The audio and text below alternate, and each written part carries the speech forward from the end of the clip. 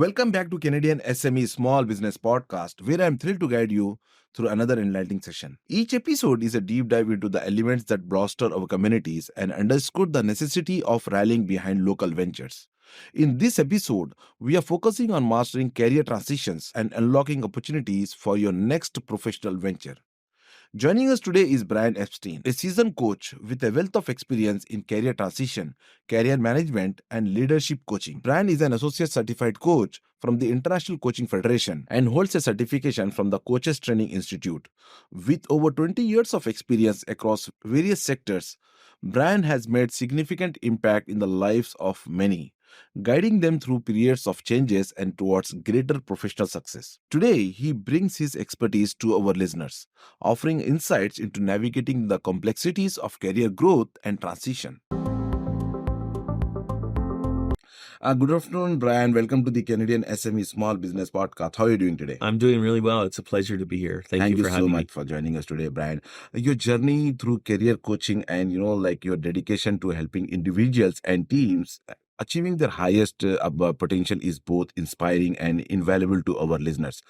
We are very keen to delve into your experiences and learn from your extensive knowledge in career development and transition. As we embark on today's journey with Brian Epstein, driving deep into the intricacies of career transition and the essence of entrepreneurial spirits, let's take a moment to reflect on our own path. Let's approach today's conversation not just as listeners, but as active participants in a shared journey of growth and transformation. Brian, could you share with us the moment or decision that propelled you into the world of entrepreneurship, particularly in founding your coaching practice? What inspired you to make this significant leap? Sure. And like a lot of families, I come from a family of entrepreneurs. Both grandfathers on both sides of the family were entrepreneurs. One had a men's clothing store and one had a shoe store, and they were both successful in Nova Scotia. And my father, he was a health professional. He was a dentist, so he had a private practice. So he ran like an entrepreneur as well. So all of these people inspired me to want to be an entrepreneur. I think you were lucky, right? Yes. I was lucky in the Yeah. sense that very inspirational Right. type of people. They're highly motivated type of people. Right. And reflecting on the early days of establishing your business, like what were some of the unexpected challenges you encountered and how did you navigate them? Well, it's still a challenge. It's always trying to get more and more clients because we all need more and more clients. So it's going out there and marketing today with social media, to being present on LinkedIn, to going to events and being at events all the time, setting up meetings, talking to people as much as possible. Trying to be out there, let people know that you're out there and that you can support them. And that's how I've helped many people. Okay. Brian, can you define your services in simple terms for our audience? Like what kind of services you provide to the business owners? Sure. So, I have two types of services. I help people in business who need some coaching in their own businesses, in their own entrepreneurship. And being an entrepreneur myself, I'm an accredited coach. I've helped people who are running their own businesses or need some support in taking their business from where they are right now to the next level. So that's one service that I provide. I provide another service that could be helpful for people who are going through change, going through transition, and they need some support in knowing what they want to do. So I call that the career transition or career coaching. And there's an overlap between the two of them, but basically it's to help people going through change. Okay. What do you advise to business owners who are thinking of hiring a coach or they want to work with a coach? What are the key things they should look in particular when taking this kind of decision? I think the first thing is to find out where you are, and where do you want to be? What's the gap? What is your ultimate goal? What's your objective? And then to decide what kind of support do you need? What are the challenges that you're having? Then I would want to meet with a coach and to see if there's a connection. Do you see like you and him or her have get along with each other and you would be able to work well with each other? When I work with my clients, I see myself as a co-active coach. And that's the training I have. And basically what that means, in fancy terms, a collaborator. I'm not someone that will be like a teacher telling you what to do. We will set up our strategy together. The client will, week to week or whenever we have our meetings, tell me what's the challenges that they're facing, and then we will work together and to figure out the next steps in the pathway. Okay. Now let's discuss about defining success in modern careers and leadership.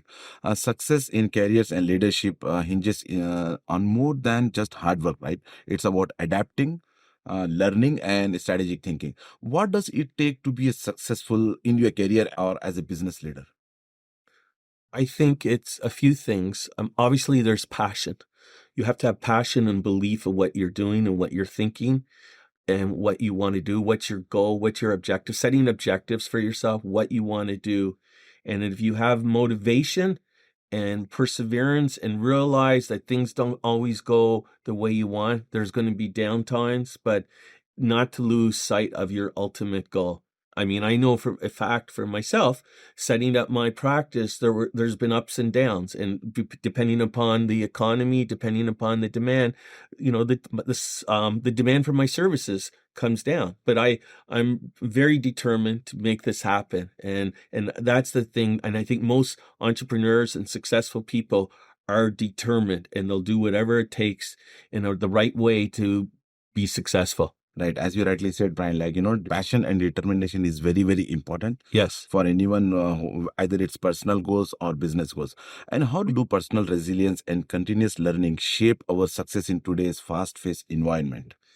You know, the world is changing. I know that's a cliche, and we're always saying that, but we have to be resilient. We have to be, challenges are thrown our way. Things don't go our way, whether or not, even within our personal lives and in our work lives, our businesses.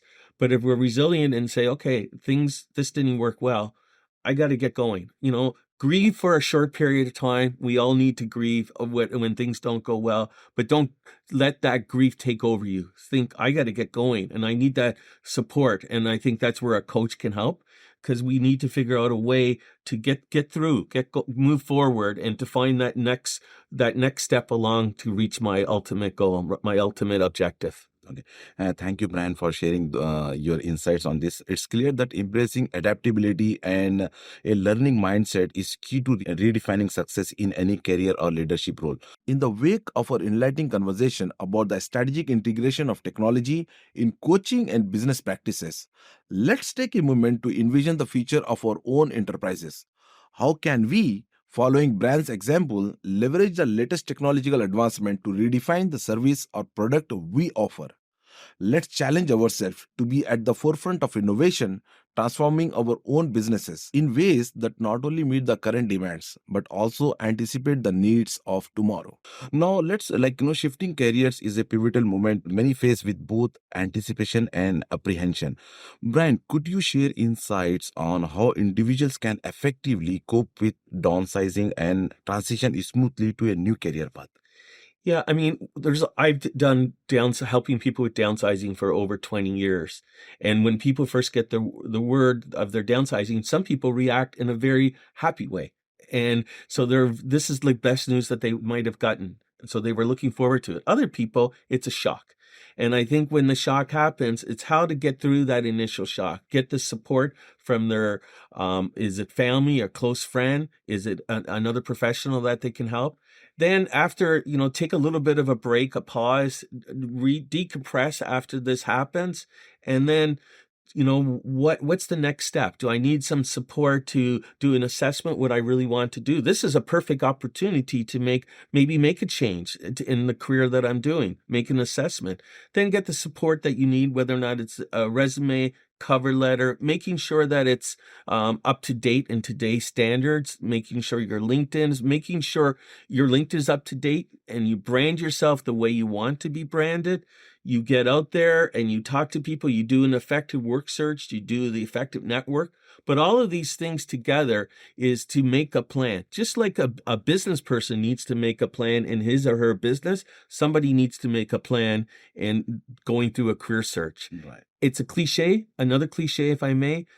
but it's about me, and I'm the me corporation. It's been me incorporated. I'm the business right now, and I got to figure out how to brand myself and put myself forward, Right. And how to promote, right? and how to promote. Yeah. Exactly. And can you recall a particular success story like that stands out in your career coaching experience? Sure. I mean, there's been a couple, and maybe I'll give you, if it's okay, an example of both. Right. One person who came to me who said, "I don't want, I just want to get a job, Brian. Help me get a job as soon as possible." And we talked about the importance of networking. And if anyone does any looking up on the Google or friend Google, we find statistically the best way to find a new job is through networking and to develop and leverage our existing network. And this person, like many of my clients, "Oh, I don't know if I want to do this. I'm not really comfortable to do this." So after much prodding and taking her time to go through it, she realized that she did this networking and she felt, hey, this is not such a bad thing after all. And it helped her to get her next roles. She since referred other people to me because she realized that can be really successful in operating a good, successful work search. The other time I've worked with entrepreneurs, I think about one time there was a case, two brothers were working in business together. And since that time, I've often advised family is not always the best way to work together, two siblings or parents. Those are some of the biggest challenges. So I was helping him coach and deal with some of the situations in his own role as an entrepreneur, how to deal with that, how to deal with the personal relationships and make sure his business can still be successful in spite of working with a sibling, in his case, that there's some challenges. And he was able to run his business effectively after we made a strategy to move forward. Thank you so much for sharing those two examples. If any of our listeners who want to get connected or get advice from you, like what is the best way to reach you? Sure. I have a website, and it's Epstein and Success Coach. Should I spell it out for you? Yeah. It It's will be easier for okay. EPSTEIN successcoach.ca, or they can call me at 647-528-9027, and I'd be happy to set up an introductory exploratory meeting to see if I'm the right person that can help the person. I want to be the right person, and if I'm not the right person, we'll find the right person to help that person. That's great. We'll also add your contact details in the podcast description, so Okay. it becomes easier for the people to get connected with you. Now, Brian, like what strategies do you recommend for professionals who are looking to elevate their careers and achieve greater success? I think to be successful, anyone needs to be able to develop a network and grow their network. I've talked about this before. Whether or not you're looking for a job or to be successful in business, we need to be out there to make contacts and connections to find out where I can help other people. And might be able to collaborate together. We're working in a world today that a lot of entrepreneurs are trying to collaborate with other people, and I think that's really important. I think another thing that is important is to be up to date with whether or not you're new technologies or new ways of doing things. Are you, as an entrepreneur, up to date to the newest ways of delivering your service or delivering your products? And if you're doing that, that's going to help you to be successful. Of course, it goes without saying, you have to have the ability to provide the best customer service. We all know of examples of going to restaurants. We say, I'm not going to go back to that restaurant ever again because their food wasn't bad, but they didn't give us good customer service. They weren't friendly and they weren't nice to us. I take that as pride, given I learned this from my grandparents and learned this from my parents. You always have to deliver service, or you have to communicate people and be well-meaning and sincere. And that's what I try to do. And I encourage my clients to be sincere and committed to provide the best service that they can. Yes. Providing the best available service or providing the best customer service is very, very important to maintain and grow your business. Right. Not only like in any field, it applies to any field. Brian, how important is mindset in pursuing these growth strategies that you mentioned just now? Mindset is everything. Is that you have to be in a positive way of thinking, and one has to be, even when things don't go well, have the mindset, self-confident that even though I'm having these challenges, things are not going well, I have the mind that I'm going to make it. I'm going to do what is necessary to achieve my goals. And if you have that mindset, it's going to help you overcome any kind of obstacle that comes your way. Okay. Brian, your advice underscores the importance of strategic planning and a growth mindset in career advancement. Now let's discuss about securing the next role. Like securing a new role presents its own set of challenges in today's competitive job market. From your extensive experience, Brian, what are some key factors that individuals should focus on when looking to secure their next professional opportunity? I think we have to be able to assess our own skills, our own experience, our own abilities. What's important to me? Where do I want to go? What's important to me? And then, so we have to do an internal exploration, and then we have to do an external. And we have to explore what's going on in the market right now. What are the demands? What are the needs? What are the trends that are out there in the marketplace? How do my services and products fit into what the going trends and the demands are within the marketplace? And how does personal branding play into this? Wow, I think that's so important. We all have to be so conscientious about this all the time. How do I want to present myself to other people? How do I want people to perceive me? And and that's the that's what's so important when I'm presenting myself to new clients and when people are looking, whether or not it's a coach, it could be someone running a restaurant or a store or some other kind of service. What is the type of person that this person is presenting? How does he present? And that will be so important when the decision maker is making a decision what kind of product or where he's going to buy the service. Does this person fit my need? Is this person up to date with what I'm looking for? And how he or she brands himself, how he looks in terms of his physical appearance and how he presents himself, him or herself on LinkedIn or on his social media will give an influence on how the person that's making the decision, what way he or she's going to make a decision to purchase the product or service from this person or from another person. Brian, do you have any suggestions for improving? Improving our own personal branding. Yeah, I think it's again, it depends on the service that you're offering, but I think the most important thing is we have to be comfortable in who we are as a person. And if we are comfortable as who we are as a person, then we have to be comfortable of what our products and services are going to be and how I'm going to deliver that products and services.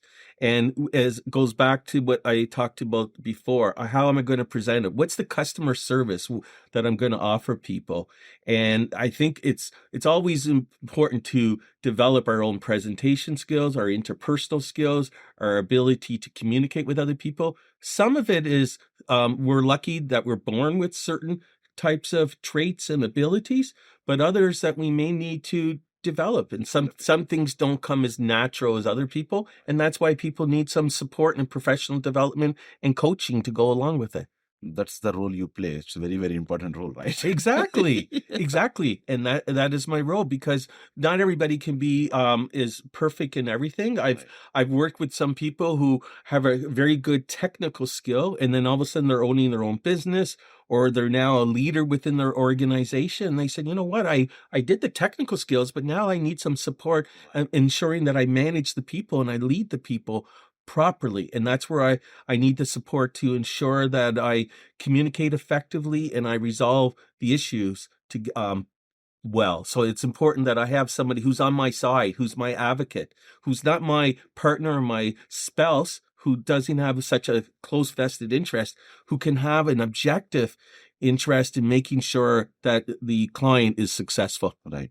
And I believe it is very, very important for anyone who is looking for a greater success to work with a coach or a mentor. Yes. It's very, very important. Before we wrap up, Brian, I would like to ask you for your parting wisdom for our listeners who are either in the midst of a career transition or aiming to climb the next rung on the career ladder. Like, what piece of advice would you offer to help them navigating their journey with confidence and clarity?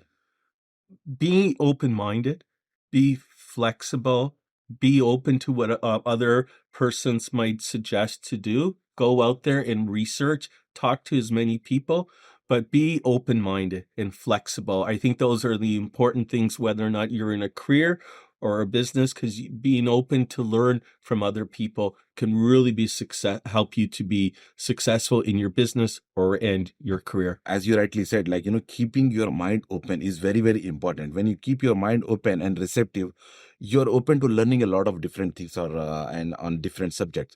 As we prepare to draw our conversation with Brian to close, it's a moment to reflect on the powerful insights shared today.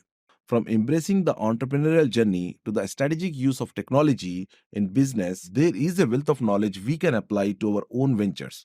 What key takeaway from today's discussion resonated with you the most?